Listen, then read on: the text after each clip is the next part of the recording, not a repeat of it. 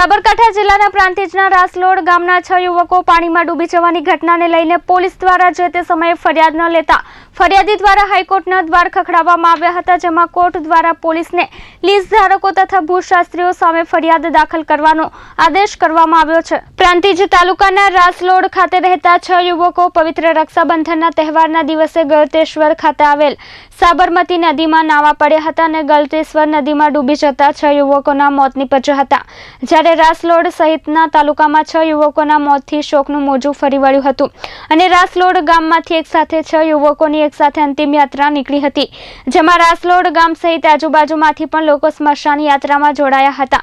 જ્યારે 19/3/2016ના રોજ જે તે સમયે લીઝ ધારકો તો ભૂસ્તરશાસ્ત્રીઓ સામે ફરિયાદ કરવામાં આવતા પ્રાંતિજ પોલીસ દ્વારા ફરિયાદ લેવામાં આવી ન હતી અને તે સમયે સ્થાનિક તથા જિલ્લા કચેરી સુધી લેખિતમાં દોષિતોને સજા કરવા માંગ કરવામાં આવી હતી। જ્યારે ફરિયાદ ન લેવાતા ફરિયાદી પટેલ દીપકભાઈ ચતુરભાઈએ હાઈકોર્ટના દ્વાર ખખડાવ્યા હતા અને હાઈકોર્ટ દ્વારા પ્રથમ સુનાવણીમાં જ પ્રાંતિજ પોલીસને જે તે દોષિતો સામે ફરિયાદ દાખલ કરવા આદેશ આપવામાં આવ્યો હતો, જેથી રાસલોડ ગામ સહિતના તાલુકાના લોકોએ કોર્ટના નિર્ણયને આવકાર્યો હતો અને દોષિતોને ખરેખર સજા થાય તેવી ગ્રામજનો માંગ કરી રહ્યા છે। Sanjay Raval, S24 news, Prantij.